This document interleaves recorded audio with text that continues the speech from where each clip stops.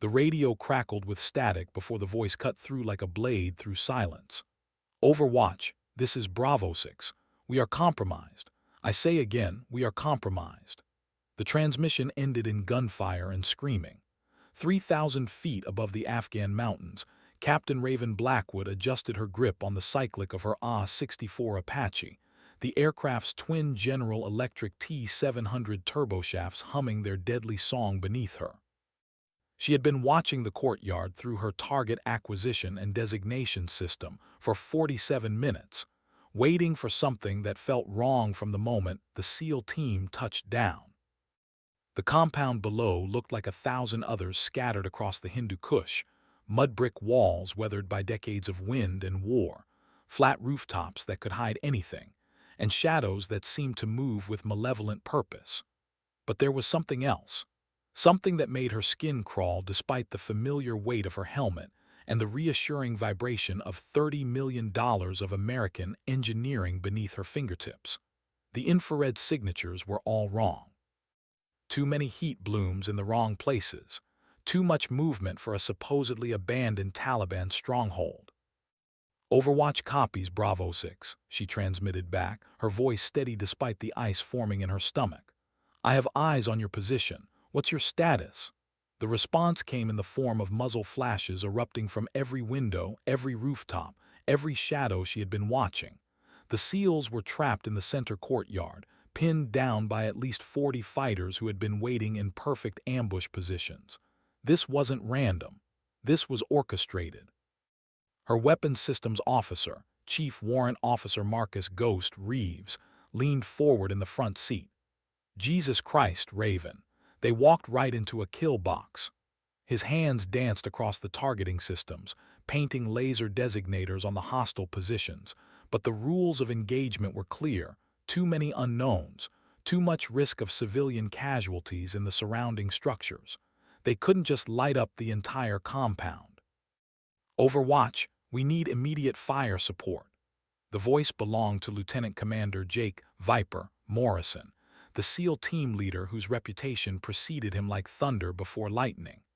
Raven had heard the stories Fallujah, Mosul, a dozen other places where legends were born in blood and bullets. But legends could die just as easily as anyone else when caught in the open with nowhere to run.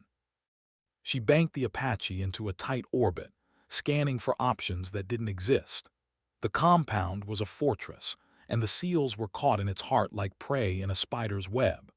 Every second of hesitation meant more American blood soaking into foreign soil. The mission had been simple intelligence gathering, but simplicity was a luxury that rarely survived first contact with the enemy. Now 12 of America's finest warriors were about to become casualties of someone else's perfect trap, and she was the only thing standing between them and a very public, very final defeat. The morning sun cast long shadows across the mountains, and somewhere in those shadows, death was taking careful aim at heroes who deserved to come home. Captain Raven Blackwood had earned her call sign the hard way, not through some romanticized notion of the mythical bird, but because of her uncanny ability to see death approaching from impossible distances and angles. Where others saw empty sky, she saw threats. Where others saw routine patrol routes, she saw kill zones waiting to be sprung. The Raven had always been an omen of battlefields, and she had spent 5 years proving that some omens were meant to be heeded, not feared. She had graduated second in her class from Fort Rucker, the Army's premier aviation training center, where the humid Alabama air had taught her that helicopters were not machines that wanted to fly. They were controlled crashes barely held in check by physics and willpower. The Apache was different. The AH-64D longbow was a predator designed by people who understood that sometimes the only answer to violence was superior violence, delivered with precision from places the enemy couldn't reach. "Talk to me, Ghost," she said, her voice cutting through the radio chatter that filled their headsets with the controlled chaos of a mission going sideways. "What do you see that I'm missing?" Ghost had been flying combat missions since before she was old enough to drive, A weathered veteran whose hands knew the weapon systems better than most people knew their own children. If anyone could find them a solution, it would be him. Compound's got 3 levels of overwatch, he replied, his Tennessee drawl somehow making tactical assessments sound like poetry. Ridge Line to the north has at least 2 sniper teams, probably more. Eastern approach is covered by what looks like a .50 cal position, maybe. And these bastards in the courtyard are setting up intersecting fields of fire like they've been planning this party for months. Below them, the SEALs had found what cover they could behind a low stone wall that wouldn't stop rifle rounds, much less the heavier weapons that were beginning to speak their deadly language. Raven could see the muzzle flashes strobing like camera bulbs at a press conference, except these flashes were writing obituaries instead of headlines. The thermal imaging showed at least 3 wounded SEALs, their heat signatures dimmer than their teammates, life bleeding away in degrees Celsius. Overwatch, this is Bravo 6. Morrison's voice crackled through the static, professional calm, barely masking the desperation underneath. We've got wounded and we're taking effective fire from multiple positions. Can you give us anything?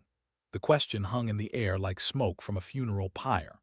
The rules of engagement were clear: positive identification of combatants, minimal risk to civilian structures, authorization from higher command for anything bigger than warning shots.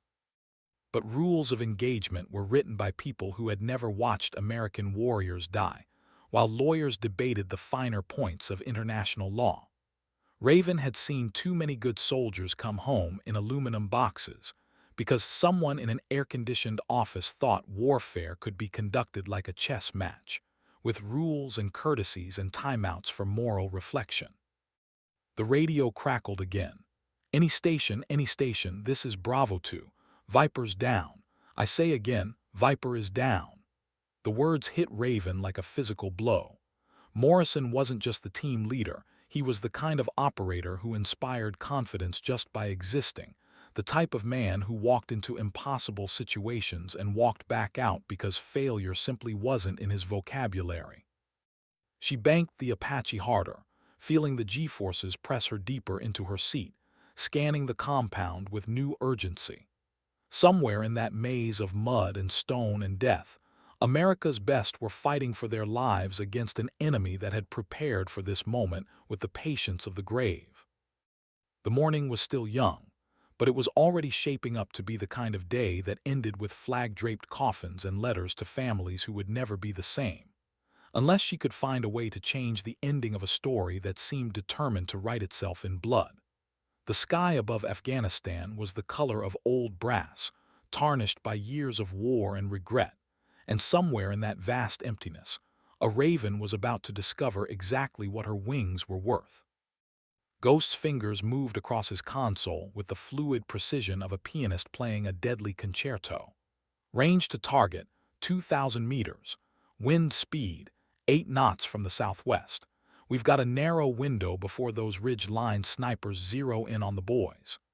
His voice carried the weight of experience earned in places whose names were classified, and whose coordinates existed only in the memories of men who preferred to forget them. The Apache shuddered slightly as Raven adjusted their position, the aircraft responding to her inputs like an extension of her will. She had logged over 800 combat hours in the cockpit, most of them over terrain that looked exactly like this, brown and hostile and unforgiving. Afghanistan had a way of testing every assumption you brought with you, then breaking the ones that proved inadequate. She had learned to read the landscape like a survival manual written in stone and shadow, understanding that every ridge line was a potential ambush, every valley a possible grave.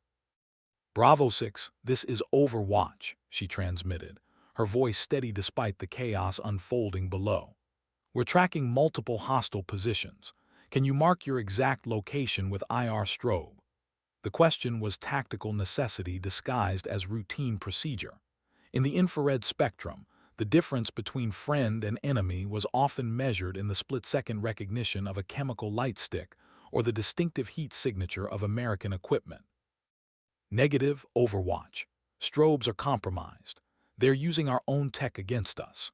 The voice belonged to Petty Officer First Class Antonio Scarface Valdez, Morrison's second in command, and a man whose nickname came from a Taliban blade that had tried to remove his face in Kandahar 3 years earlier.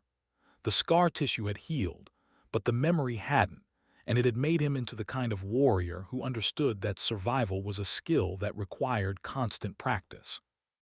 Raven felt the familiar cold calculation that came with impossible decisions settling over her like morning frost. The seals were invisible to her targeting systems, a necessary security measure that prevented friendly fire incidents, but also meant she couldn't distinguish between American operators and Afghan fighters in the heat of battle. One wrong move, one misidentified target, and she would be responsible for killing the men she was trying to save. The compound erupted in fresh gunfire as more fighters emerged from concealed positions. Through her targeting pod, she could see the systematic way they moved, not the wild enthusiasm of amateurs, but the controlled aggression of professionals who had studied American tactics and developed countermeasures. These weren't Taliban farmers with ancient rifles. These were soldiers, possibly foreign advisors or mercenaries, who understood exactly how to exploit the hesitation that came with American rules of engagement. "Ghost, I need options that don't involve turning our own people into statistics," she said, banking the Apache into a wider orbit while her mind raced through tactical possibilities. The mathematics of combat aviation were unforgiving. Weapons systems designed for precision strikes against armored vehicles were not subtle instruments when applied to close-quarters battle. The 30 chain gun could turn human beings into memories, but it couldn't distinguish between the ones wearing American flags and the ones trying to kill them. "What about the ridge line?"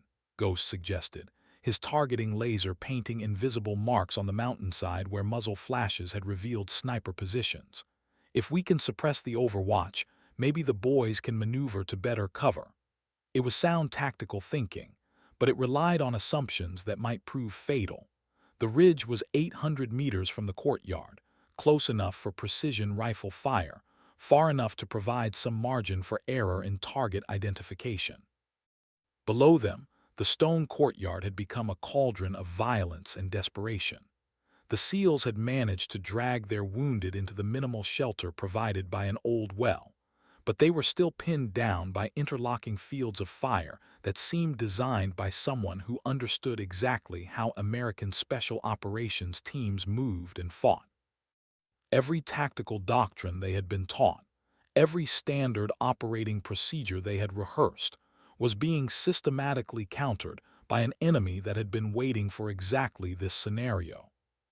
The radio crackled with the controlled urgency of men who understood that time was measured in heartbeats, and that every second of delay brought death closer to their position. "Overwatch, we need something now. They're maneuvering for a final assault." The transmission came from somewhere in the courtyard, but the voice was distorted by gunfire and the electronic warfare systems that turned every communication into a gamble against interception. Raven's hands tightened on the controls as she realized that all of her training, all of her experience, all of her carefully cultivated skills were about to be tested by a situation that existed in the gray spaces between doctrine and reality, where the only right answer was the one that brought American warriors home alive. The sun climbed higher above the Hindu Kush, indifferent to the human drama unfolding in its shadow, while somewhere below, heroes and legends balanced on the razor's edge between history and tragedy. The first sniper round punched through the morning air with the distinctive crack of high-velocity death seeking a target. Raven heard it even through the Apache's armored cockpit, a sound that every combat pilot learned to recognize and fear. Someone on the ridge line had acquired a target and was taking their time, the kind of patient marksmanship that turned soldiers into statistics. "Contact left, contact left." The voice exploded through the radio with the desperate urgency of men under precision fire. "Sniper on the ridge, approximately 300 meters northwest of our position." The transmission dissolved into the controlled chaos of a firefight where every movement meant exposure, and every moment of stillness meant death by degrees. Ghost's hands flew across his targeting systems, the electro-optical sensor array swiveling to focus on the mountainside where death had announced itself with muzzle flash and smoke. "I've got movement on the ridge line," he reported, his voice tight with concentration. "Multiple positions, looks like they've been there for hours. These bastards were ready for us." Through her targeting pod, Raven could see them now, ghostly figures in the infrared spectrum, their heat signatures revealing positions that had been carefully prepared and camouflaged. Professional work, by people who understood that warfare had evolved beyond the simple calculus of superior firepower. This was chess played with bullets and blood, and the other side had been thinking several moves ahead. The Apache bucked slightly as she adjusted their altitude, climbing to give them better angles on the ridge while maintaining the standoff distance that kept them out of range of shoulder-fired missiles. The AH-64 was heavily armored, but it wasn't invincible, and the mountains of Afghanistan were littered with the wreckage of aircraft whose pilots had forgotten that confidence was not the same thing as invulnerability. "Bravo 6, this is Overwatch," she transmitted, her voice cutting through the static and gunfire. "We have eyes on multiple sniper positions on the northern ridge. Can you give us a reference point for your location?" The question was more desperate than it sounded. Without positive identification of friendly positions, her weapon systems were just expensive paperweights, precision instruments rendered useless by the fog of war. "Overwatch, we're in the southeast corner of the compound, approximately 50 meters from a blue door on the main structure." Valdez's voice carried the flat professionalism of a man who had accepted that survival was no longer guaranteed, only negotiated one breath at a time. "We've got 2 urgent casualties and limited ammunition. Whatever you're going to do, do it fast." The blue door. Raven scanned the compound through her optics, searching for the landmark that would serve as her reference point in a maze of identical mud brick structures. There, a splash of faded color against the monotonous brown of the compound walls, like a prayer flag in a landscape that had forgotten how to hope. The door was riddled with bullet holes, its azure paint chipped and scarred by years of conflict, but it was identifiable, measurable, a fixed point in a fluid tactical situation. She marked the position in her targeting computer and began calculating angles and distances with the mechanical precision that separated professional warriors from enthusiastic amateurs. The ridge line snipers were approximately 800 meters northwest of the blue door, which put them 1,200 meters from the SEAL's current position, well within effective range for precision rifles in the hands of competent marksmen. "Ghost, what's the ballistic profile on those positions?" she asked, already knowing the answer but needing confirmation from someone whose experience had been earned in the currency of survival. The mountains created their own weather patterns, their own wind currents and thermal layers that could turn a perfect shot into a tragic mistake. "High ground advantage, minimal wind deflection, clear fields of fire," he replied grimly. "They can pick off our boys like targets on a range, but if we can suppress those positions—" He left the sentence unfinished, but they both understood the implications. Suppression meant using the Apache's weapon systems in close proximity to American forces, a calculated risk that could save lives or create a friendly fire incident that would haunt them for whatever remained of their careers. The radio crackled again, this time with the voice of someone whose training had been focused on killing rather than communication. "All stations, this is Bravo 4. We've got movement in the eastern compound. Looks like they're setting up for a final assault." The words carried the weight of tactical assessment mixed with the desperate hope that someone, somewhere, was listening and capable of changing the outcome of a story that seemed determined to end badly. Raven felt the familiar sensation of time compressing, the way critical moments seemed to stretch and contract simultaneously, offering both infinite opportunity and no time at all to exploit it. Every decision from this moment forward would be measured against the standard of American lives lost or saved, careers destroyed or enhanced, legends born or buried in the anonymous soil of a country that had been breaking foreign armies for centuries. The morning light caught the Apache's rotor blades as she banked into position, casting shadows that moved across the compound like the wings of something ancient and predatory. Somewhere below, 12 of America's finest warriors were learning that reputation was no armor against physics, and that legends died just as easily as anyone else when caught in the crosshairs of patient, professional killers. The moment of decision had arrived, announced not with fanfare but with the quiet desperation of heroes who deserved to come home alive. Chief Warrant Officer Marcus Reeves had been flying combat missions since before most people knew Afghanistan existed on a map. His weathered hands moved across the weapons control panel with the fluid expertise of 23 years spent learning that hesitation was just another word for casualty report. But even he had never seen anything quite like this. A textbook ambush executed with the kind of precision that suggested foreign training and professional planning. "Raven, we've got a problem," he said, his Tennessee drawl somehow making bad news sound like casual conversation.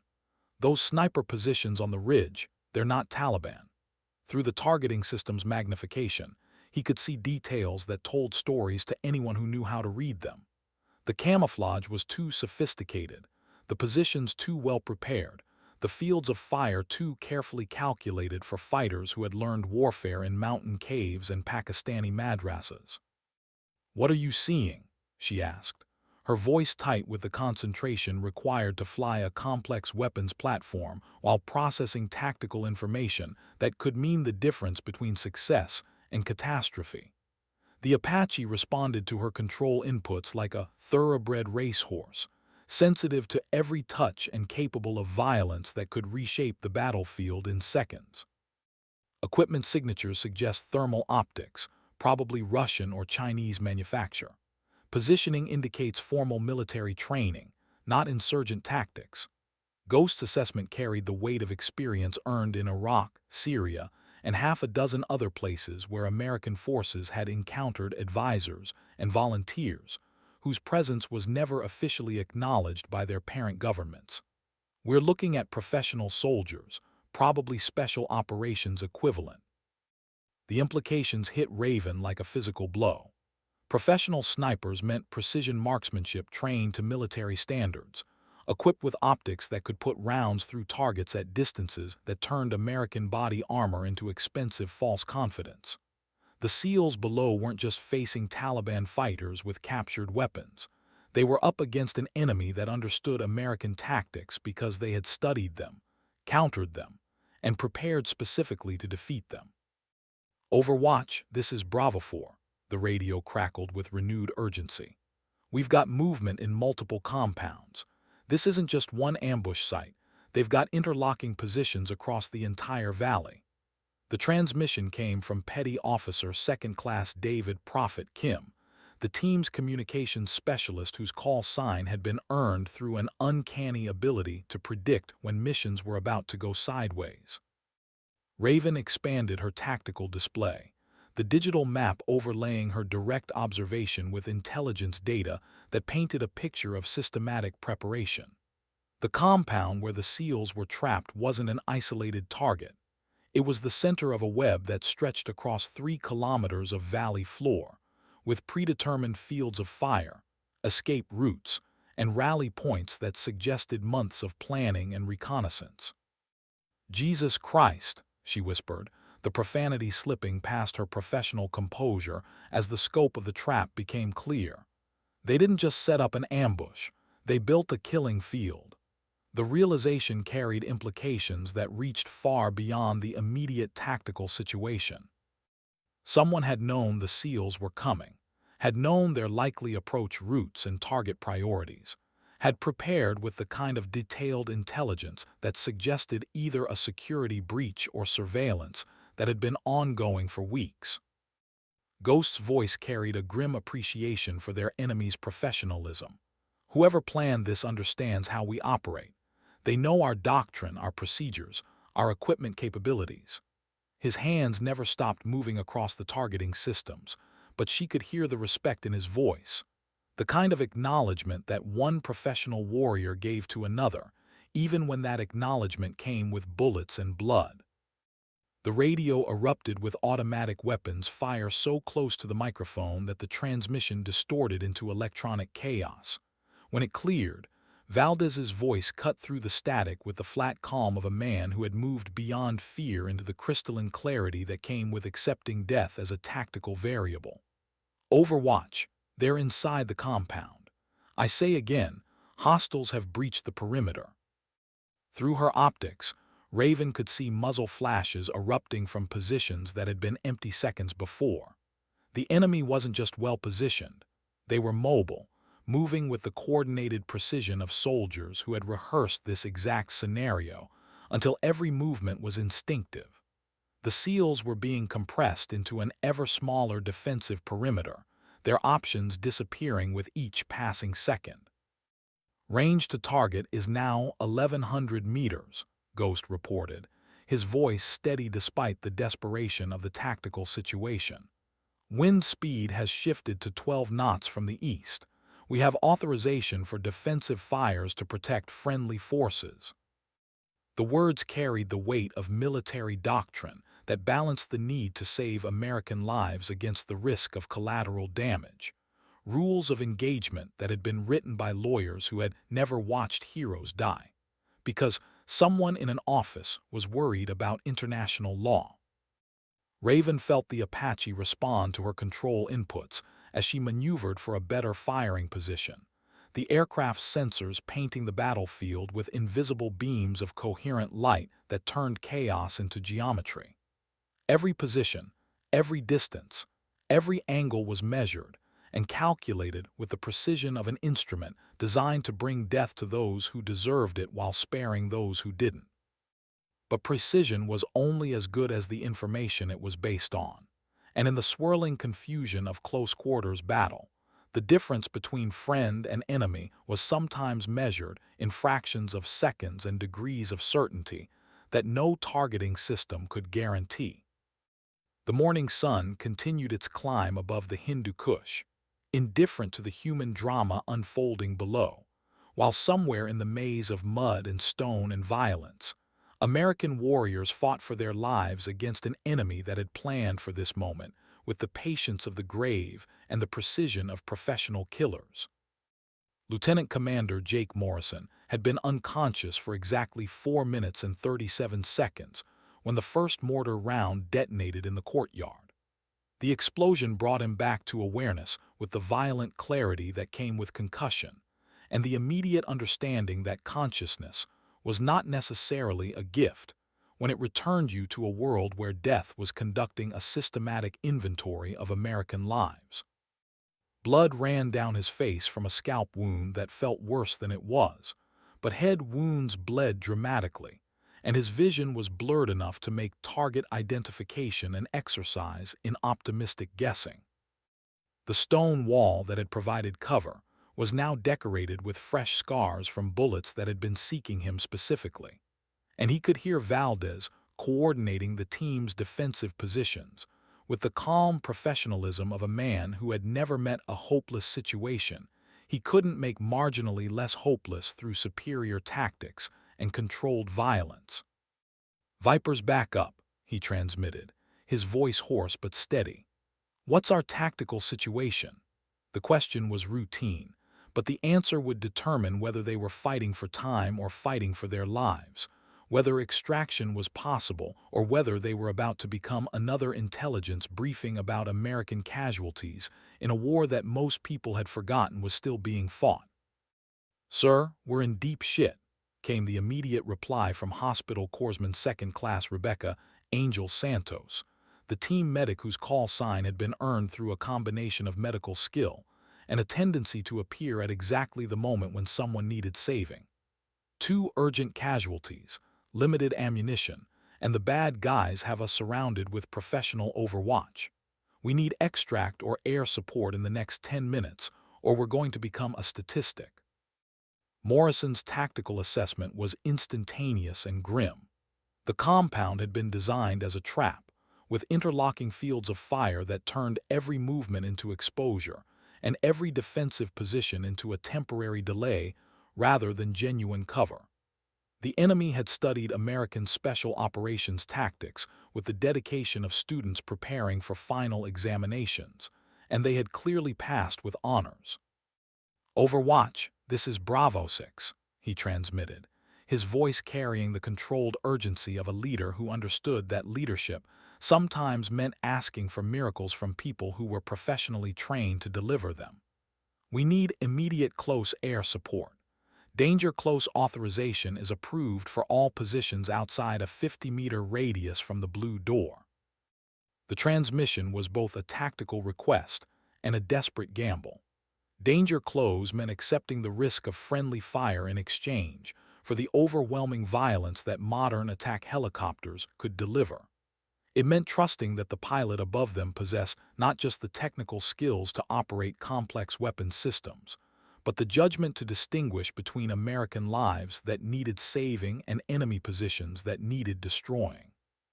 Through the dust and smoke that filled the courtyard, Morrison could see his team members moving with the fluid efficiency of professionals who had trained together, until individual actions became collective instinct. Prophet was laying down suppressive fire with his M4 carbine, the distinctive sound of 5.56 rounds providing a percussion background to the symphony of violence that filled the morning air. Scarface was tending to the wounded with the grim efficiency of someone who understood that medical treatment was just another tactical skill, keeping teammates functional long enough to fight their way out of impossible situations. Angel was working on Petty Officer First Class Thomas Wrench Rodriguez, the team's demolitions expert whose expertise with explosives had been matched only by his unfortunate tendency to be in exactly the wrong place when enemy marksmanship proved superior to American body armor. The bullet had caught him in the shoulder, a through-and-through wound that was survivable but debilitating, turning him from a combatant into a casualty who required protection rather than providing it. "Sir, Wrench is stable but combat ineffective," Angel reported, her hands never stopping their systematic assessment of wounds that could be treated and damage that could only be endured. "We need extract for medical treatment within 6 hours, or he's going to develop complications that I can't handle in the field." Her voice carried the professional calm of someone who had seen too many good soldiers die from wounds that would have been treatable in a civilian trauma center, but were fatal in the mountains of Afghanistan, where medical evacuation was measured in hours rather than minutes. Morrison acknowledged the report with a nod that she couldn't see but understood anyway, the kind of nonverbal communication that developed between team members who had learned to trust each other with their lives on a regular basis. The tactical mathematics were becoming increasingly unfavorable. 2 wounded team members, limited ammunition, an enemy that had demonstrated superior positioning and planning, an extraction that would require either a miracle or the kind of air support that turned battlefields into landscapes suitable only for archaeologists. The Apache circling overhead represented their only realistic chance of survival, a technological marvel operated by pilots whose skills had been honed in the crucible of combat operations that never made the evening news. But even the most sophisticated weapons system was only as effective as the judgment of the human beings who operated it, and judgment was about to be tested by a tactical situation that existed in the gray spaces between doctrine and desperation. Morrison wiped blood from his eyes and checked his rifle, the familiar weight of the weapon providing the kind of comfort that only came to men who understood that survival was a skill that required constant practice and occasional luck. The morning was still young, but it was already shaping up to be the kind of day that ended with either medals or memorial services, and the difference between those outcomes was about to be determined by decisions made at altitude by people he had never met but whose competence he was betting his life on. Captain Raven Blackwood had been staring at the compound for 6 minutes and 43 seconds, watching American warriors die by degrees, while she wrestled with tactical mathematics that had no perfect solutions. The Apache's weapon systems were designed for precision engagement of armored targets at distances that provided safety through standoff range. not close air support in urban environments, where the difference between friend and enemy was measured in meters rather than kilometers. "Ghost, talk to me about blast radius on the 30 mic," she said, her voice tight with the controlled tension that came with making decisions that would be analyzed and second-guessed by people who had never had to choose between American lives and perfect adherence to rules of engagement. The 30 chain gun was devastatingly effective against personnel targets, but its high-explosive dual-purpose rounds created fragmentation patterns that could be lethal at distances that made precision application an exercise in calculated risk. Lethal radius approximately 15 meters, effective casualty radius out to 35 meters, Ghost replied, his hands moving across ballistic computers that reduced the chaos of combat to mathematical equations. But in a confined space like that courtyard, we're looking at significant overpressure effects and secondary fragmentation from stone walls. It's going to be danger close no matter how we slice it. The tactical display showed the compound in crystalline detail, every structure mapped and measured by sensors that could distinguish between different types of building materials, but couldn't identify the nationality of the human beings taking cover behind them. The blue door that served as their reference point was exactly 47 meters from the nearest confirmed enemy position, close enough to provide accurate targeting, but far enough to offer some margin for error in a world where errors were measured in American casualties. "Bravo 6, this is Overwatch," she transmitted, her voice carrying the professional calm that masked the storm of calculations and contingencies racing through her mind. "We have positive identification on multiple hostile positions. Confirm your team is consolidated in the southeast corner of the compound, minimum 50 meters from the blue door reference point." The question was both tactical necessity and legal protection, the kind of confirmation that would be required when investigators eventually analyzed every decision that led to whatever outcome the next few minutes would produce. "Overwatch confirmed. We are consolidated southeast corner, minimum separation achieved. We have wounded who cannot maneuver to safer positions." Morrison's voice carried the weight of command decisions that balanced tactical requirements against the lives of men who had followed him into hell because they trusted his judgment and his commitment to bringing them home alive. Raven felt the Apache respond to her control inputs as she positioned the aircraft for optimal weapons employment, the sophisticated flight control systems translating her intentions into the precise movements of an aircraft that existed at the intersection of engineering excellence and military necessity. Every system was operating within parameters. Every sensor was providing accurate data.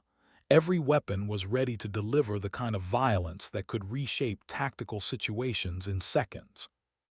But technology was only as effective as the human judgment that directed it, and she was about to make decisions that would follow her for the rest of her career, regardless of how long that career might be. The mountains of Afghanistan were littered with the consequences of perfect technical execution applied to imperfect tactical situations, and she understood that competence was no guarantee against the kind of random variables that turned heroes into cautionary tales. "Targets painted," Ghost reported, his voice steady despite the magnitude of what they were about to attempt. "Multiple hostile positions identified and marked. Recommend engagement sequence starting with ridge line Overwatch, then compound positions in order of threat priority." His assessment was textbook perfect, the kind of systematic approach that military doctrine recommended for exactly this type of scenario. The radio crackled with renewed gunfire as the SEAL's defensive perimeter continued to contract under pressure from an enemy that seemed to have unlimited ammunition and unlimited patience. Every second of delay meant more American blood soaking into foreign soil, but every second of haste could result in friendly fire casualties that would turn a rescue mission into a tragedy that would be remembered for all the wrong reasons. Raven's finger moved to the weapon's release trigger as she made the calculations that would determine whether 12 American warriors would come home alive or become another statistical entry in a war that most people had forgotten was still being fought. The morning sun climbed higher above the Hindu Kush, indifferent to the human drama unfolding in its shadow, while somewhere below, the difference between legend and tragedy was about to be measured in milliseconds and degrees of accuracy that no training could fully prepare anyone to deliver. The first Hellfire missile left its rail with the distinctive whoosh that announced the arrival of precision-guided death traveling at 3 times the speed of sound. Raven had chosen the variant, a weapon specifically designed for surgical strikes in urban environments, replacing the traditional explosive warhead with 6 deployable blades that could eliminate individual targets without the collateral damage associated with high explosives. "Missile away, time to target 14 seconds, Ghost reported, his voice carrying the professional calm of someone who had guided hundreds of precision strikes over the course of a career, spent turning coordinates into craters. The targeting laser painted an invisible mark on the ridge line, where thermal imaging had revealed the heat signature of a sniper who had been systematically hunting American positions for the past 20 minutes. Through her targeting pod, Raven watched the missile's contrail arc across the morning sky like a comet, bringing judgment to those who had chosen the wrong side of history. The mathematics of modern warfare were unforgiving. High-velocity projectiles followed ballistic trajectories that could be calculated with precision, but the human variables remained stubbornly unpredictable. Professional snipers were trained to recognize the distinctive signatures of incoming air-to-surface missiles and had approximately 12 seconds to decide whether their current position was worth dying for. The explosion, when it came, was surprisingly modest. A brief flash of light followed by a cloud of dust and debris that marked the end of at least one threat to American lives. The thermal signature that had been emanating from the ridge line position disappeared, replaced by the diffuse heat pattern of organic matter that was no longer arranged in the configuration necessary for consciousness or marksmanship. Good hit, Ghost confirmed, his targeting systems already shifting to the next priority target. Ridge line position neutralized, moving to compound targets. His hands danced across the weapon's control panel with the fluid expertise of someone who had spent decades learning that hesitation was just another word for American casualties. The radio crackled with renewed energy as the suppression of the ridge line sniper position allowed the SEALs below to maneuver more aggressively. "Overwatch, this is Bravo 6. Excellent work on the ridge. We're moving to better defensive positions." Morrison's voice carried the controlled relief of a commander who had just watched the tactical equation shift in favor of his team's survival. But the compound itself still swarmed with hostile fighters who had demonstrated both professional competence and an alarming degree of tactical patience. Through her optics, Raven could see movement in multiple buildings, muzzle flashes that revealed positions that had been carefully prepared and camouflaged.